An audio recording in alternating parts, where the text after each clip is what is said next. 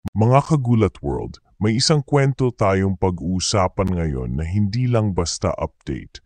Ito'y isang panibagong kabanata ng pag-asa, determinasyon at hindi matitinag na pangarap. Isang kwentong ginulat ang mundo, muli. At kung iniisip mong kilala mo na si Kai Sotto, baka hindi mo pa talaga nasusundan ang tunay na misyon niya. Dahil ngayong araw, hindi lang siya basta bumalik sa Japan. Bumalik siya sa eksena para muling kalampagin ang mga pinto ng NBA. At kung isa ka sa mga sumubaybay sa bawat dunk, bawat block at bawat hamon na hinarap niya, handa ka na bang masaksihan ang mas matinding comeback? Kumpirmado na, mga kagulat world. Pumirma si Kai Sotto muli sa Koshigaya Alphas ng B-League sa Japan. Pero teka, huwag agad nating ikahon ito bilang isang fallback o plan B.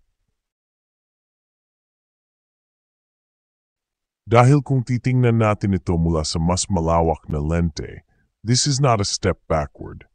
This is a calculated pause, a refueling stop, a tactical retreat before the major strike.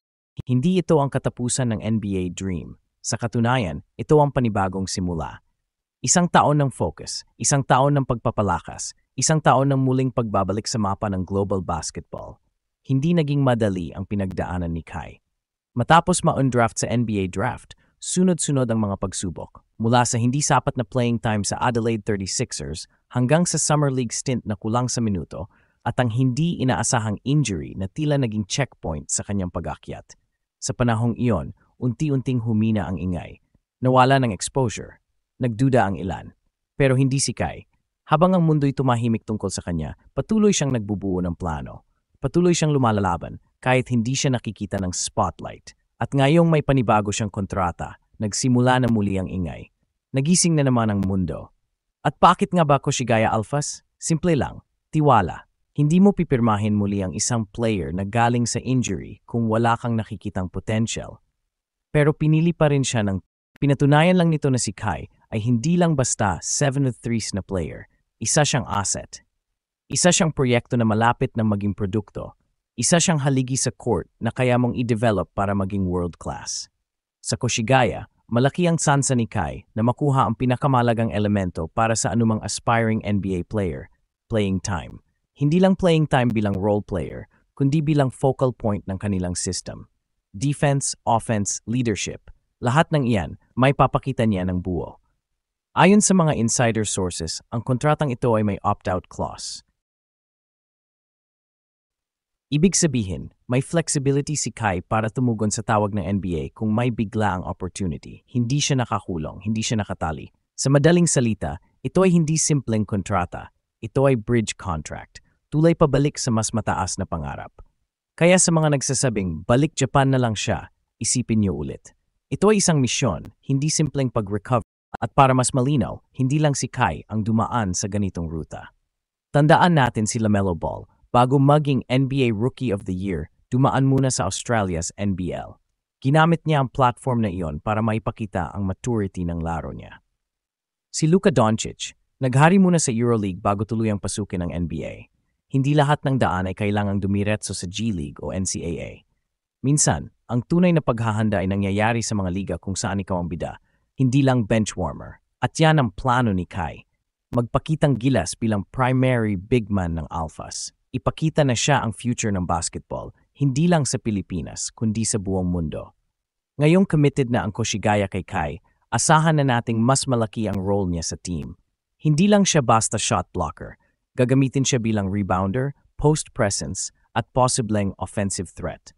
Kung maabot niya ang mga numerong gaya ng 15 points, 10 rebounds, at 3 blocks kada laro, siguradong babalik ang pangalan niya sa radar ng mga NBA scouts. Muli siyang imbitahan sa Summer League. Muli siyang pag-usapan sa ESPN. Muli siyang titingalain bilang the next big thing mula Asia. Pero hindi lang sa B-League nakatutok ang kwento ni Kai. Ang isa pang dahilan kung bakit exciting ang panibagong yugto na ito ay ang posibilidad ng kanyang pagbabalik sa Gilas Pilipinas.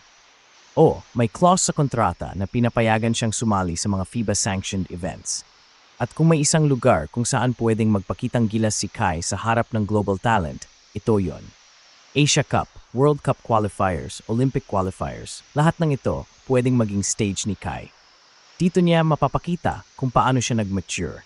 Dito niya mapapakita kayanan niyang sumabay sa NBA caliber na competition. At kung mag-perform siya sa level na yun, wala nang makakapigil sa kanya. Kagulat World, hindi natin pwedeng kalimutan ang emotional na bahagi ng kwento ni Kai. Maraming beses na siyang binigo ng sistema. Pero bawat beses na nasasaktan siya, mas tumitibay siya. Hindi siya yung tipo ng player na susuko lang basta-basta. Kaya ngayong binibigyan siya ng bagong pagkakataon, huwag tayong magsayang ng oras para suportahan siya. Kung may panahon tayong mag-viral ng memes, gumawa ng dance challenge o tumutok sa tsismis, bakit hindi natin gamitin ang oras para panoorin ang bawat laro niya? I-share ang highlights niya, i-boost ang moral niya. Dahil kung magtatagumpay siya, hindi lang siya ang panalo, tayong lahat. At sa likod ng bawat hakbang niya, nariyan ang pamilya niya, ang mga coach na nagtulak sa kanya sa bawat training, ang mga agent na nagpaplano ng karera niya, at siyempre, ang mga kagaya nating nananatili.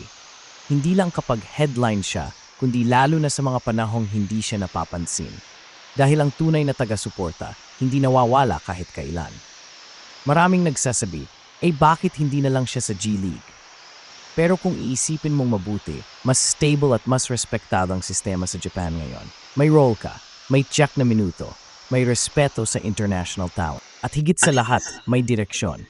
Sa G League, hindi ka priority. Pero dito si Kai ang sentro ng plano. Kaya itong desisyong ito, hindi basta-basta. Isa itong masterstroke.